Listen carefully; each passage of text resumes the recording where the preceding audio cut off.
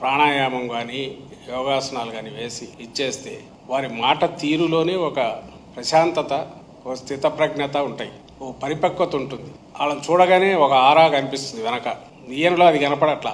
అక్కడ కూర్చోవడంలో అక్కడ ఏ రకంగా కూర్చున్నాడో తెలియదు, కానీ ఇక్కడికి వచ్చిన తర్వాత చూస్తే ఇమ్మీడియట్ మొహంలో ఒక రకమైన ఆ క్రూరత్వం, ఆ కుటిలత్వం, దబాయింపు, బుకాయింపు సేమ్ నారా చంద్రబాబు నాయుడు గారు. ఈ రాష్ట్రం మీద ఒకప్పుడు ఉమ్మడి ఆంధ్రప్రదేశ్ మీద ఎట్లో ఇప్పుడు ఈ రాష్ట్రం మీద, ఆ రాష్ట్రం తెలంగాణ మీద కూడా ఉందని ఆయన అనుకుంటారు. బహుశా ప్రజల నుంచి వచ్చి ప్రజానాయకుడిగా ఎన్నుకోబడిన నాయకుడు కాదు కాబట్టి అప్పటికే మామగారు పెట్టిన ఒక పెద్ద కోటను స్వాధీనం చేసుకుని అక్కడి నుంచి తెలుగుదేశం పార్టీ అనే కోటను దానిని పూర్తిగా తనకు పట్టులేకి తెచ్చుకొని మ్యానిపులేషను, అలాగే సిస్టమ్ మ్యానిపులేషన్తో పాటు మీడియానే సర్వస్వంగా భావించి ఒక వర్చువల్ ఇమేజ్ ఏదైతే క్రియేట్ చేస్తానని అనుకుంటాడో దీని ద్వారా ప్రజల మైండ్స్ను కంట్రోల్ చేయొచ్చు అనుకునే ఒక హిప్నాటిస్ట్ తరహాలోనే ఆయన బిహేవ్ చేస్తుంటాడు. ఈరోజు ఎవరో ఇంటర్నేషనల్ యోగా డే సందర్భంగా ఇంత వేస్ట్ చేసే బదులు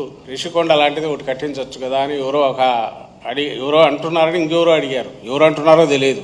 సో అడిగిన వాళ్ళు దేనికి అడిగారో ఈయన దారి నేను ఒక పెద్ద క్లాస్ బీకేసి ఎప్పుడే దాని మీద మాట. అలాగే వైజాగ్ అంతా క్యాపిటల్ చేసుకుని గంజాయి ఎక్కడ తాట తీస్తానంటున్నాడు. ఓ పక్క అక్కడ వీధుల్లోనే అమ్ముతున్నారు. నిన్న కూడా భీమవరంలో ఆ పిల్లలంతా తాగి ఇది చేసినారని అన్నారు. మా కుప్పంలో ఇట్లా జరుగుతుందా, ఇది కూడా జగన్ గారి పుణ్యమే అని అది కూడా అంటాడు. ఒరే స్వామి, నువ్వు ఆన్సర్ ఇవ్వాల్సిన ఆయన వీటన్నిటికీ జరుగుతున్న వాటికి. నీ కుప్పంలోనే అట్లా జరుగుతోంది, ఎందుకు నువ్వు సంజాషి ఇవ్వాలని అంటే, నా కుప్పంలోనే ఇట్లా జరుగుతుంది అంటే మొత్తం జగన్ గారే బాధ్యత వహించాలని కూడా దబాయిస్తాడు.